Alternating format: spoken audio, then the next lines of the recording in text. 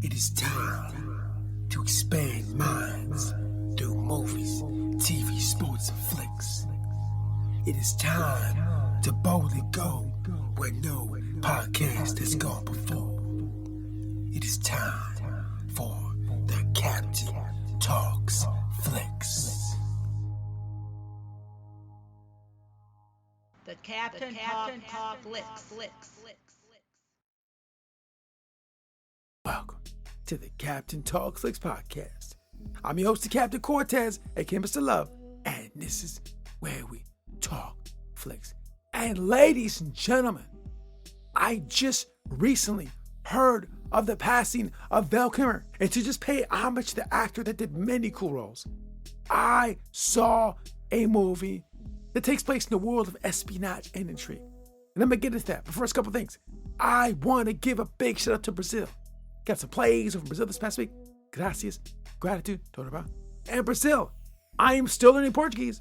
My goal is to master Portuguese. Now, I did just read that in order for me to travel to your country, as of everything right now, I'm going to have at least 10 G's in the bank. But I'm going to make that happen so I can travel to your land and explore your wonderful, wonderful place. So thanks for listening. Appreciate God's gratitude. And additionally, this episode is brought to you by the song called Code Talkers by the one and only Sun Tzu Cosmic, and introducing Ek Odalup. Yes, Sun Tzu Cosmic and Ek Odalup did a song called Code Talkers over crazy electronic beats. I guarantee you never heard anything like it in your life. So if you want to hear the song Code Talkers, I'll put it below. Check it out. Now, let's get on the podcast. So ladies and gentlemen, in order to pay homage and respect to the one and only Val Kilmer, I watched a flick of his that I have not seen. And I've seen him in Batman, I've seen him in The Doors, I've seen him in Top Gun, and numerous other movies, but I've never seen this particular movie that takes place in the world of intrigue and espionage and assassination, all these things. I saw the movie called The Saint. Now in The Saint, Val Kilmer plays a guy named Simon who does various tasks for people around the world for money. He does spy and espionage thieving work for whoever pays the most money, and he wears disguises and penetrates buildings, basically a spy. Yeah, so I saw this. I'd never seen it back in the 90s. I have no idea how that happened, but I'd never seen it. But I watched this. And in this film, he is contracted to go find the formula for cold fusion. Now, what I want to do is get into some various aspects of this film that I found very interesting. There was so much to unpack. So first, I'm going to start off with this, cold fusion, okay? So in the movie, he's tasked with obtaining the formula of cold fusion. Now, ladies and gentlemen, let me tell you a couple things. If you don't know, cold fusion is a real concept, real idea, where people actually working on trying to solve this. This is cold fusion opposed to hot fusion. Now, apparently, to create some kind of energy, some kind of reaction's got to take place. It takes extreme amounts of heat to take these unseen forces, nuclei, they have to cram it together, smash each other, and this produces energy. For this fusion to take place, it takes extreme amounts of heat and pressure to occur. Okay, now cold fusion is supposed to take place without the same heat and pressure, I guess. Just make these things attract to each other, which I heard is an impossible task. I was on AI Talk trying to figure this thing out. I guess it's very hard to do. Now, back in 1989, some scientists said they had solved the cold fusion equation or figured out how to do it. But apparently they did not, because these experiments could not be replicated. Now, in this show, Elizabeth Shue plays the role of a scientist who has cracked the code. They figured out how to do cold fusion, right? So it's Val Kilmer, Simon's job to steal this formula. And he does this. Now, what I find interesting about all this is I went to see what the current status of cold fusion was. Because we're now in 2025. This movie was made in 1997. And apparently, they've still not cracked the code. They've still not figured it out, or nobody has. No scientist on planet Earth has figured out how to make this happen. But I, the intelligent, smart podcast to me, went on AI and started figuring out, well, how do you make this happen? I was like, hey, how do you do this? And I started asking AI questions. Well, can you do this, do that, do this? I was trying to figure out how to make it happen. Apparently, you can't do it in 5 minutes. If scientists took 30 years to do it, how is the captain going to do it in 5 minutes? But I still explored it and asked a bunch of questions. Why you do this? Why you do that? And you know what? I found some possible solutions. But apparently it takes an immense amount of work to do. It's easy to go to AI and ask all these things and theorize all these things, right? It's fine. You can take all these theories and say, hey, we can do this, and that. Oh, that's great. But actually putting them in practice, whole other game. So yeah, I have a bunch of great ideas of how to solve cold fusion, but guess what? In reality, extremely, extremely hard, nearly impossible to do. But you know what? Nothing's impossible. Maybe in the future they can. So anyways, I wasn't able to solve how to do cold fusion. Are you surprised? Because I have no degrees or anything like that. As a podcaster, I'm really going to solve how to do cold fusion. But it was fun. So anyways, in the show, in the movie, they somehow figured it out.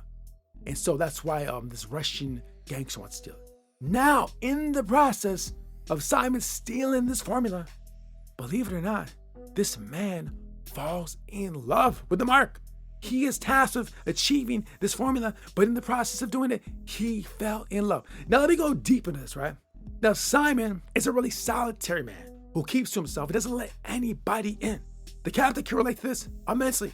Now, for many, many years, I would not do that. I still don't really do that. I don't really let people in because I'm a very private, solitary individual like Simon in this movie.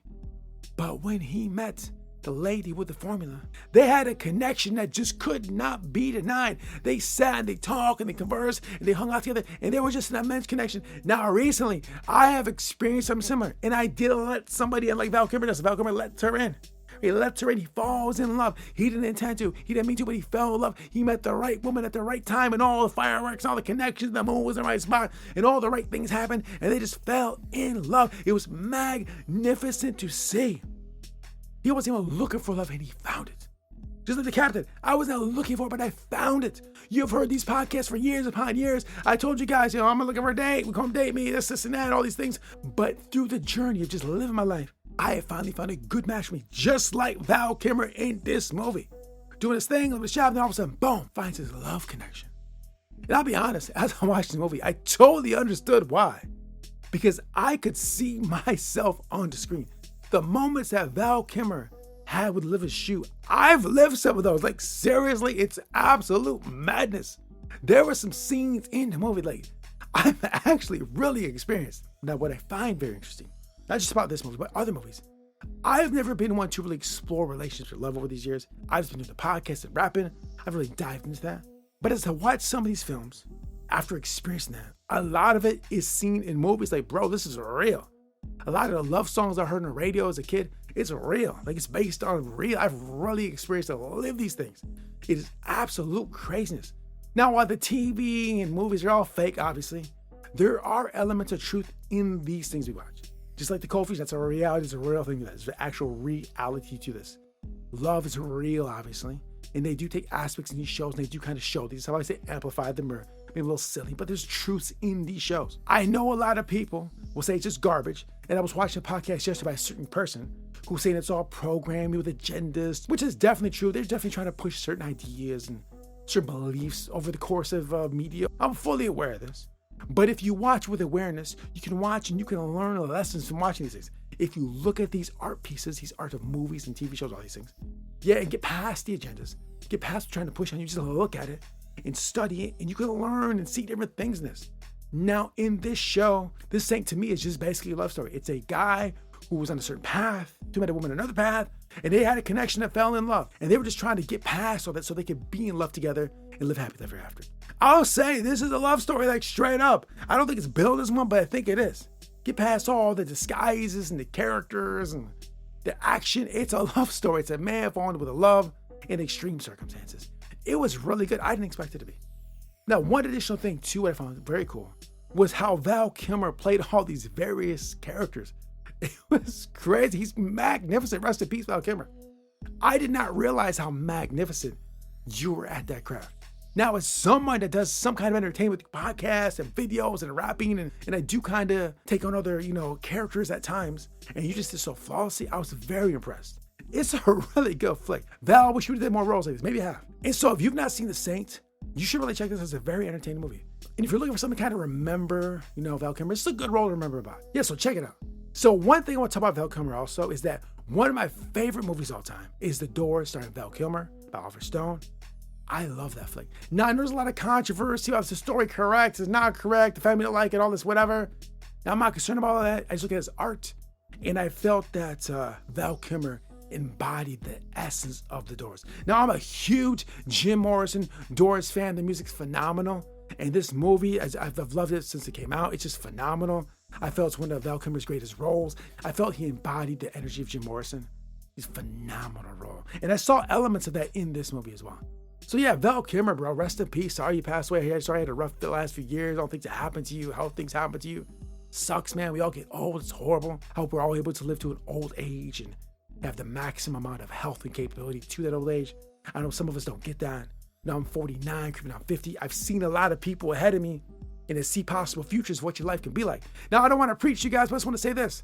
What you do now is going to shape your future, right? If you want a healthy future, make healthy choices now, because if you don't, sometimes you're going to be in bad spaces. Now, I don't think with Val Kilmer that's the case, but somebody can't help it. But if you can steer your ship to a positive direction when you get older, we're all getting there. You want to make it as vibrant as possible. Start making those choices now, man, because I'm telling you, it goes fast. You'd be like, oh my gosh, bro, I'm broke and I'm fat, I'm out of shape and I'm beat up. Don't make that happen, bro. Be vibrant and successful at 60, 70, 80, whatever. Y'all getting there. I don't even care if you're 20 years old. You may be 25, okay, you ain't thinking that far. You gonna get there if you're blessed. How you want that to be? Start thinking about that now, bro. When I was 27, I wasn't thinking that way, so I had to make it for time later in life. Don't wait that long. Get it now. Seize it now. Shape your future. So, ladies and gentlemen, this concludes the podcast. Thanks for listening. Gracias, gratitude. And until next time, we'll see. We are given one life, and the decision is ours whether to wait for our circumstances to make up our mind or whether to act and to live. Omar Bradley. Till next time, it's Captain Peace. The Captain Talks.